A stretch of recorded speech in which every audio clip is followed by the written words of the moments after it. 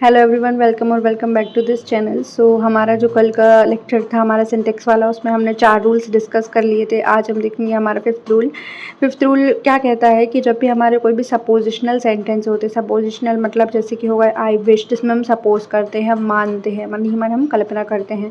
ऐसे कोई अगर सेंटेंस हुए, जैसे कि इफ़ मतलब होता है क्या, यदि ऐसा हो गया, यदि ऐसा नहीं हुआ, यद्यपि जैसे हिंदी में वर्ड होते हैं, तो हिंदी में हम बोलते हैं यदि, यद्यपि, बट हम इंग्लिश में बोलते हैं as though, as if only, suppose, and I wish कि काश ऐसा हो जाए, we wish, he wishes, she wishes से स्टार्ट होते हैं। ऐसी कोरी कल्पना या असंभव शर्त का बोध होता है। इन शब्दों के बाद किसी भी नंबर तथा पर्सन की सब्जेक्ट का प्रयोग क्यों नहीं किया जाता है, मतलब क्यों।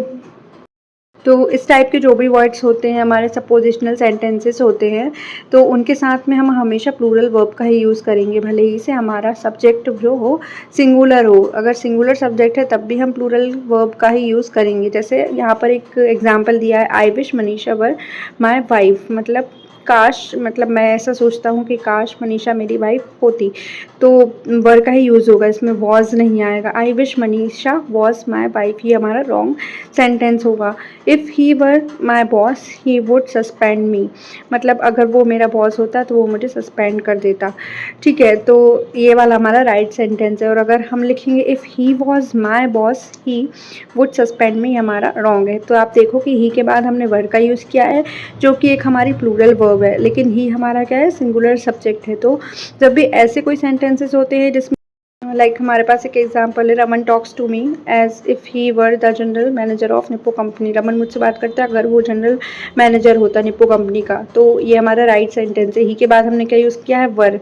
Raman talks to me as he if he was the general manager of Nippon company, ये हमारा रॉन्ग सेंटेंस, क्योंकि हमने यहाँ पर क्या यूज़ किया है, सिंगुलर वर्ब का यूज़ किया है, बट यहाँ पर आएगी हमारी plural verb.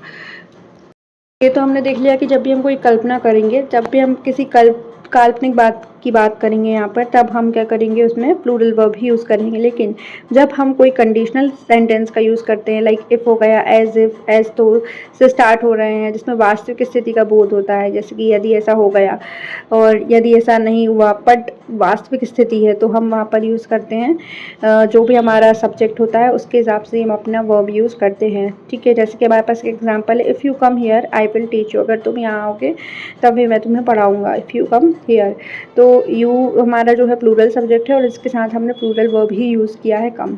Sneha looks as थो शी हैज़ बीन वर्किंग, मतलब स्नेहा ऐसी दिखती है कि वो वर्किंग है। एंड तो यहाँ पर हमने यूज़ किया है शी हैज़ बीन क्या है हमारा सिंगुलर वर्ब है, तो हमने उसके हिसाब से इसको यूज़ किया है। अब हमारा रूल 6 क्या है कि ऑप्टेटिव सेंटेंस में सिंगुलर सब्जेक्ट के साथ भी प्लूरल वर्ब का प्रयोग होता है, जैसे long live our friendships, God save the king. तो जो हमारे ऑप्टेटिव सेंटेंस होते हैं, जिसमें हम किसी के लिए कोई विश कर रहे होते हैं या हम उसे कोई ब्लेसिंग दे रहे होते हैं, तब उसे हम बोलते हैं कि ऑप्टेटिव सेंटेंसेस होते हैं। तो वहाँ पर क्या होता है, सिंगुलर सब्जेक्ट के साथ भी हमें प्लूरल वर्ब का ही यूज़ करना होता है। तो आपको ये याद रखना है कि अगर सपोजिशनल सेंटेंस हुए या ऑप्टेटिव सेंटेंस हुए, तो उसमें आपको हमेशा प्लूरल वर्ब का ही यूज़ करना है। बट अगर कोई कंडीशन दी होगी तो आपको क्या करना है, उसके हिसाब से, आपके सब्जेक्ट के हिसाब से आपको वर्ब चूज़ करनी है। ठीक है, तो ये कुछ कॉम्प्लेक्सिटी होती है इंग्लिश में, बट आप जैसे जैसे प्रैक्टिस करते जाएंगे आपको ये इजी लगने लगेगा। तो यहाँ पर 2 एग्जांपल दिए हैं, long live our friendship, God save the king, मतलब हमारी फ्रेंडशिप लंबी रहे और गॉड मतलब भगवान उस राजा को बचाए। ठीक है, हमारा यहाँ पर गॉड सिंगुलर सब्जेक्ट है, बट हमने प्लूरल वर्ब का यूज़ किया है। और ऐसे ही हमारे में फर्स्ट वाले सेंटेंस में हमारा फ्रेंडशिप जो है वो सिंगुलर सब्जेक्ट है, बट हमने प्लूरल वर्ब यूज़ किया है, लिव। ठीक है, उसमें क्या है, एक जिसमें हम बोलते हैं मे गॉड ब्लेस यू, उसमें भी हम ब्लेसिंग देते हैं, या हम किसी के बारे में कुछ अच्छा सोचते हैं, वो भी एक ऑप्टेटिव सेंटेंस है, अच्छा का बोध होता है। बट मे का यूज़ इसमें कभी कभी नहीं होता है ऑप्टेटिव सेंटेंसेस में, जिसे हम लोग समझ सकते हैं। ठीक है। अब हमारा जो रूल नंबर 7 है वो क्या कहता है कि यदि टू सिंगुलर नाउन्स एंड से जुड़कर सेंटेंस के सब्जेक्ट के रूप में प्रयुक्त हों तो इसके साथ प्लूरल वर्ब का ही यूज़ होता है। अब देखिए, अगर हमने एंड से जोड़कर दो नामों को जोड़ दिया है, जैसे कि सीता और गीता, रवि और कवि, तो ये क्या होगा, ये दो लोग हो गए। अब ये सिंगुलर नहीं है, ये प्लूरल बन चुकी हैं, यानी कि एक से ज़्यादा लोग हो चुके हैं। तो रवि एंड कवि, तो अभी हमारे प्लूरल सब्जेक्ट हुए, तो हम इसके साथ में प्लूरल वर्ब ही यूज़ करेंगे। ठीक है, रवि एंड कवि have done well in examination, मतलब रवि और कवि ने एग्जाम में बहुत अच्छा किया है। रवि एंड कवि has done well in examination, ये नहीं आएगा क्योंकि हमारा प्लूरल सब्जेक्ट है। बहुत से लोग यहाँ पर मिस्टेक कर देते हैं, हैज़ लिख देते हैं, बट यहाँ पर हमेशा हैव आएगा। अगर यहाँ सिर्फ कवि होता कि कवि has done well in examination, तब हम इसे लिख सकते थे।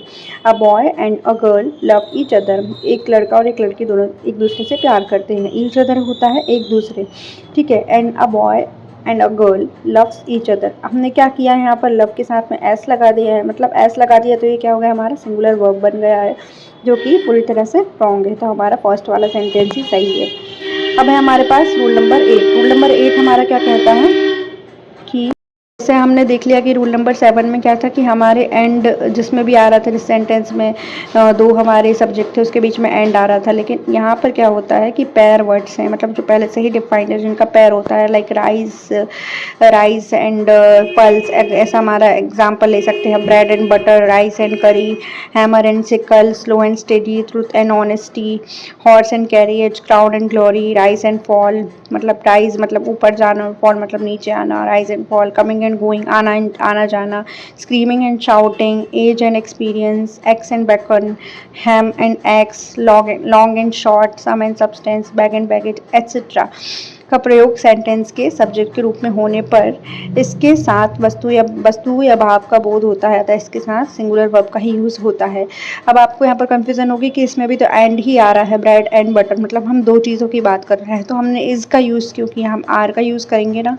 हम इसका यूज़ इसलिए नहीं करेंगे क्योंकि यहाँ पर एक वस्तु की बात हो रही है, हम यहाँ पर किसी लिविंग थिंग की बात नहीं कर रहे हैं, हम किसी चीज़ के बारे में बात कर रहे हैं, इसलिए हमने इसका यूज़ किया है। और ये हमारा ये है, एक पैर है, मतलब ब्रेड एंड बटर का एक पैर होता है, मतलब लाइक हमारे शू हो गए, तो शू का भी एक पैर होता है, बट हम उसे शू ही लिखते हैं, ठीक है। हमारा जो हेयर हो गया, हम हेयर्स नहीं लिखते, हम हेयर लिखते हैं, ओके। सो हो गया हमारा क्या, bread and butter is my favourite breakfast and bread and butter are my favourite breakfast, ये हमारा रॉन्ग सेंटेंस होगा। Rice and curry is a popular dish, ये हमारा राइट होगा, और rice and curry are a popular dish, ये हमारा wrong होगा। हमारे पास नोट है कि यदि सिंगुलर अनकाउंटेबल नाउन एंड से जुड़ सब्जेक्ट के रूप में प्रयुक्त हो तथा इससे क्लास का बोध हो तो भी हम इसके साथ प्लूरल वर्ब का ही यूज करते हैं। मतलब अगर हमारे पास कोई अनकाउंटेबल नाउन है बट उसके बीच में भी एंड है, पर हम उसके साथ क्या यूज़ करेंगे, प्लूरल वर्ब। तो जैसे कि हमारे पास एग्जांपल है, time and tide wait for no man, मतलब समय और ज्वार किसी का भी वेट नहीं करता है। ये एक हमारे पास एक मुहावरा टाइप होता है कि time and tide wait for no man. So यहाँ पर हमारा क्या हो रहा है, अनकाउंटेबल चीज़ की बात हो रही है, हम टाइम को हम गिन नहीं सकते, तो हम यहाँ पर क्या करते हैं, प्लूरल वर्ब का ही यूज़ करते हैं। अगर हम लिखेंगे time and tide waits for no man, जैसे कि हमने अपने लास्ट वाले एग्जाम्पल में देखा था, तो हम वैसा इसमें नहीं कर सकते हैं। अब जैसे कि हमारे पास एक इसके लिए एक नोट भी दिया है कि जहाँ पर जो एग्जाम्पल 2 है वो प्रचलन के आधार पर तो गलत है, लेकिन ओल्ड इंग्लिश में इसे करेक्ट माना जाता है, मतलब हम इसे यूज़ नहीं करते, बट ओल्ड इंग्लिश में जो है वो यही राइट है। मतलब हमारा एग्जाम्पल 2 क्या है कि time and tide waits for no man, हम इसको ऐसे लिखेंगे तो ये ऐसे भी सही रहेगा, और time and tide wait for no man ये ऐसे भी सही है। तो इस पर आपको इतना ध्यान देने की ज़रूरत नहीं है, आपको बस आपकी जो डेली इंग्लिश के वर्ड्स आपके जो यूज़ होते हैं, डेली के जो सेंटेंस मेकिंग स्ट्रक्चर होते हैं, आपको सिर्फ उसी पर ध्यान देना है, डेली सेंटेंसेस पर। आपको ज़्यादा कॉम्प्लेक्सिटी पर अभी ध्यान देना ही नहीं है। तो हम इसको देख सकते हैं कि इसमें क्या हो रहा है, प्लूरल वर्ब का ही यूज़ करना बेहतर है, बट हम सिंगुलर का भी करेंगे तो भी हमारा जो है वो गलत नहीं होगा। अब हमारे पास एक और यहाँ पर दिया है कि पेयर वर्ड्स हो गए, जैसे कि कोई रिलेशनशिप है, जैसे कि मदर फादर, अंकल आंटी, ऐसे अगर हमारे कुछ रिलेशनशिप हैं, बट उसके पहले क्या लगा है, पॉजेसिव एडजेक्टिव। पॉजेसिव मीन्स हो गया कि your, my, his, your, our, mine, ऐसे हम लिखते हैं ना कि माइन, तो ये हमारा एक पॉजिटिवनेस बताता है कि ये मेरा है, my mother and father, and my sister, my brother and sister, तो ये हमारे पॉजिटिव हो जाता है। और तो इसे क्या मानेंगे, हम प्लूरल ही मानेंगे, बट और इसके साथ में हम क्या यूज़ करेंगे, प्लूरल वर्ब का ही यूज़ करेंगे। लाइक यहाँ पर है my mother and father are proud of me, मेरे मम्मी और पापा को मुझ पर गर्व है। और my mother and father is proud of मी, ये हमारा रॉन्ग होगा, क्योंकि हमने इसके स्टार्टिंग में क्या किया है, पॉजिटिव एडजेक्टिव का यूज़ किया है।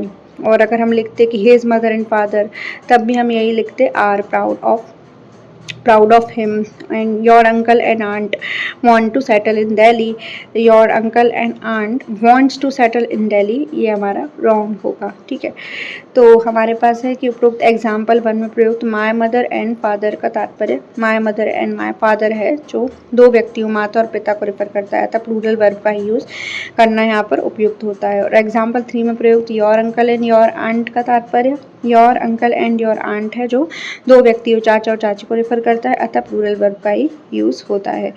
तो हमने देख लिया हमने 5 से लेके 8 तक रूल कंप्लीट किए हैं। अभी हम नेक्स्ट वीडियो में अपने बाकी के आगे के 4 रूल्स देखेंगे। हम ऐसे ही करके 4 रूल्स देखकर हम हमारे सारे 52 रूल्स कंप्लीट करने वाले हैं। So stay tuned with this video and with this channel, and do like share and subscribe to this channel. और अगर आपको इससे और भी ज़्यादा आपको कुछ भी टॉपिक्स पर वीडियो चाहिए हो तो आप कमेंट डाउन कर सकते हैं, तो मैं आपको उस टॉपिक पर वीडियो प्रोवाइड करवा दूँगी, जिससे आप आज से ही अपनी प्रैक्टिस जारी रख सकते हैं। तो thank you so much for watching.